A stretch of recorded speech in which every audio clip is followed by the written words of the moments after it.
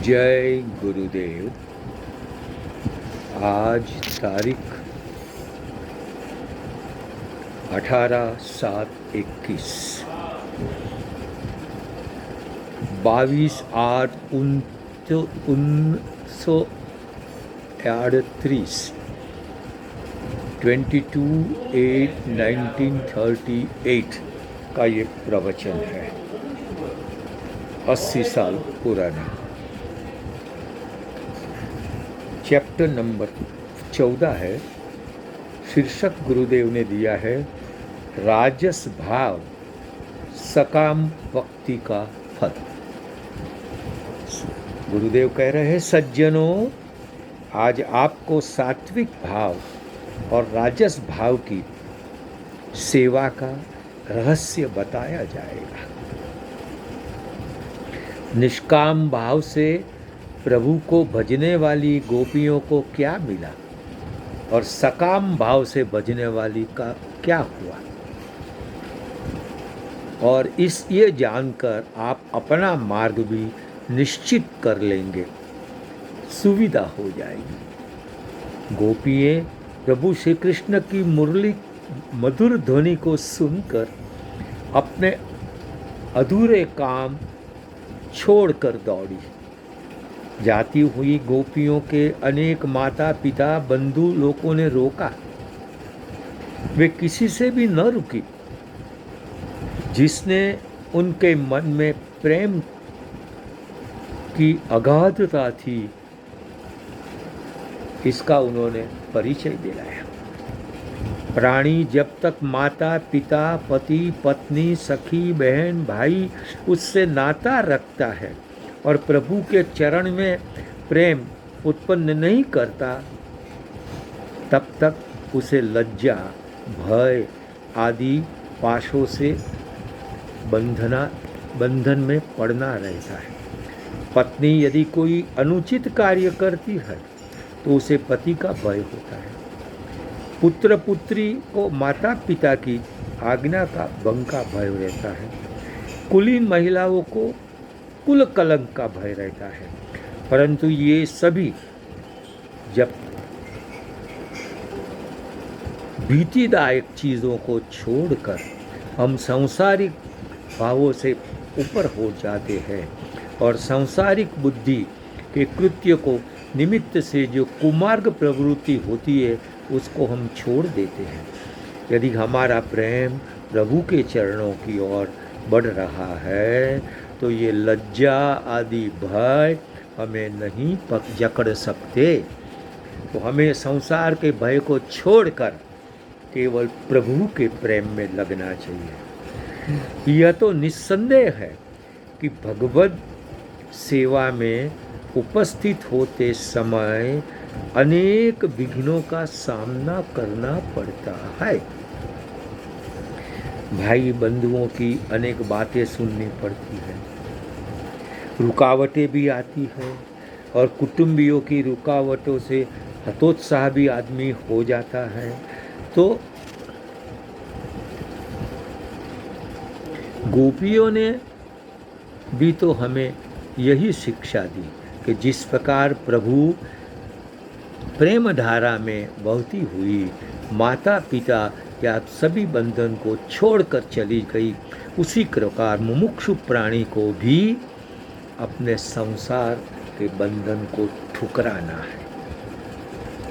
वास्तव में यह बात ठीक है, क्योंकि आज तक जिसने प्रभु भक्त हुए हैं वो सबके मार्ग में कहीं न कहीं विघ्नों ने सिर उठाया और वहाँ तक के प्राणों भी देना पड़े ऐसी परिस्थिति भी आ गई। फिर भी वो भक्तों ने भाग्य नैया प्रभु के हवाले कर दी। ऐसे भक्त सोचते हैं कि यदि हम प्रभु के ही हैं, प्रभु सच्चे हमारे विघ्नों का अवश्य निवारण करें। भक्त प्रहलाद अनेक भयंकर विपत्तियों डाली गई, पर प्रहलाद ने कोई परवाह न की। न पिता की आज्ञा के भंग की भी परवाह भय था, न माता के आदेश का पालन का तोड़ने का भय था। केवल ध्यान है प्रभु चरणों का। उसी प्रकार देवर राणा ने बहुत समझाया, फिर भी मीराबाई नहीं मानी। तो ये सिद्ध होता है कि यदि मीरा को कुल कलंक की कोई चिंता नहीं थी और राजघरेना की होते हुए भी मंदिर में जाके नृत्य करती थी, उनके परिवारजन उसका विरोध करते थे, कहते थे हमारे कुल को यह कलंक है कि हम छोटे बच्चों के साथ, छोटी जाति के साथ, लोगों के साथ जाके मंदिर में इस प्रकार नाचना। लेकिन मीरा ने तो कह दिया, मेरे तो गिरधर गोपाल दूसरों नहीं कोई। यही बहादुर गोपियों की थी। गोपियां सब बंधन को तोड़कर, सांसारिक व्यवहारों को छोड़कर निष्काम भाव से प्रभु के चरण में पहुंचना चाहती थी और लोक रज्जा को छोड़ चुकी थी। कुछ गोपियां ऐसी भी थी जो प्रभु को उपपति के रूप में चाहती थी। उन्हें यह पता नहीं था कि प्रभु परब्रह्म स्वरूप है, वो माइक विग्रह है। ये तो ऐसा विचार जिन गोपियों का नहीं था, वो भगवान को साधारण गोप मान रही थी, वो अपने वर्तमान शरीर द्वारा प्रभु के चरणों तक पहुंच न पाई। क्योंकि प्रभु का तो यह नियम है कि राजस बुद्धि से प्रभु के साथ संबंध स्थापित करना चाहता है, उसे अवश्य प्रभु दंड देते हैं। अतएव कहा गया कि उसको घर के भीतर कैद रहना पड़ा। उनके पतियों ने ऐसा बंधन डाल दिया कि वो मुक्त हो सके। देखिए भागवत कह रहा है, अंतर्गृह गता काचित गोप्यो अलब्ध विनिर्गमा। घर के अंदर रही थी और जिसको विनिर्गम बाहर जाना अलब्ध प्राप्त नहीं हुआ। कृष्णन तद भावना युक्ता दद्युर्मीलिचलोचना। तो उन्होंने भगवान कृष्ण में अपना भाव जोड़ दिया, आंखें बंद कर बैठ गई। दुस्सह पृष्ठ विरह तीव्र ताप दुता शुभा ध्यान प्राप्ताच्युताश्लेष निर्वृत्या क्षीण मंगल। अद्भुत बात कही कि दुस्सह सहन नहीं हुए ऐसा प्रेष्ठ प्रियतम, वो में श्रेष्ठ, ऐसे कृष्ण के विरह से उसके ताप के द्वारा उसका शब्द जो अशुभ था वो सब जल गया। और ध्यान प्राप्ताच्युताश्लेषा, और ध्यान में ही भगवान अच्युत श्री कृष्ण के साथ उसका आश्लेष हुआ, आलिंगन हुआ। प्रभु को ध्यान में ही आलिंगन दे दिया। और फिर क्या हुआ, बस उसका सब मंगल अमंगल सब धो के चला गया। तमेव परमात्मानम जार बुद्धियापि संगता। वो परमात्मा के साथ वो जार बुद्धि से, उपपति की बुद्धि से गई तो भी जुहुर गुणमयम देहम, उसका गुणमय जो देह था, त्रिगुणमय देह सत्वरज तम से बना हुआ, वो चला गया। और सद्य प्रक्षिण बंधना, और अचानक ही उसके सब बंधन टूट गए, चले गए। तो हमें प्रभु को ये संसार के सब बंधन छोड़कर ही जाना चाहिए। यहाँ उसी प्रकार जो गोपियाँ उपपति भाव से प्रभु को पाना चाहती थी, वह भीतर के बंध में रही और शुद्ध अंतःकरण के प्रभु के चरण में पहुंच गई और वो कारागार से छूटकर रघु के पास। दूसरी बात यह है कि कुछ गोपियों ने उपपति भाव से भगवान का ध्यान किया, पर ध्येय तो परमानंद स्वरूप कृष्ण ही थे। ध्याता शुद्ध हृदय का हो या मलिन हृदय, प्रभु उसको अवश्य शुभ फल प्रदान करते हैं। उपपति भाव रखने वाली गोपियों का भी उद्धार प्रभु ने कर दिया। जीवित अवस्था में प्रभु से वो दर्शन न पा सकी, लेकिन सीधी ऊपर चली गई।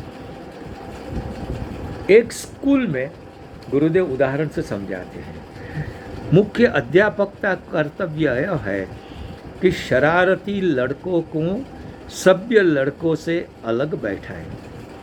क्योंकि दोनों साथ में रहेंगे तो शरारती सभ्य लड़कों को भी शरारती बना देंगे। तब वे दूसरे सुधरे नहीं, तब तक उनको अपना कृपा पात्र न बनाए। ये शिक्षक की रहती है। वही बात भगवान ने सोची कि यदि गोपियां राजसी बुद्धि वाली है, पर उनका उद्धार करना तो मेरा कर्तव्य है, क्योंकि आखिर वे मेरी भक्ता तो है ही। तो हाँ, इतना अवश्य होना चाहिए कि उनको सात्विक भाव वाली गोपियों से अलग करना, और इसीलिए भगवान ने ये कर दिया। दूसरी एक अद्भुत बात गुरुदेव कह रहे हैं कि जैसे कोई पुरुष आत्महत्या करना चाहता है और वो विष की तलाश में है, उसको कहीं प्याला मिल गया, उसने समझा ये विष है, लेकिन वास्तव में वो अमृत था, उसने पी लिया, पिया तो विष बुद्धि से, फिर भी क्या हुआ, इसकी आत्महत्या या मृत्यु नहीं हुई, वो तो अमर हो गया। बस उसी प्रकार प्रभु को गोपियां जार बुद्धि से प्राप्त हुई, फिर भी वो जहर वाली वृत्ति अमृत समान बन गई और वो अमर हो गई। इसलिए अग्नि का तो स्वभाव है जलाना, चाहे कोई उसको शीतल मानकर भी पकड़ ले तो अग्नि तो जलाएगा। उसी प्रकार प्रभु को जार बुद्धि से भी गई तो भी प्रभु ने उसका उद्धार कर दिया। ये इसका रहस्य गुरुदेव ने समझाया है। आज समय कर गया इनका, इसी बात का कल आगे करेंगे। गुरु कृपा से विस्तार करो। गुरुदेव को नमस्कार। हरि ओम।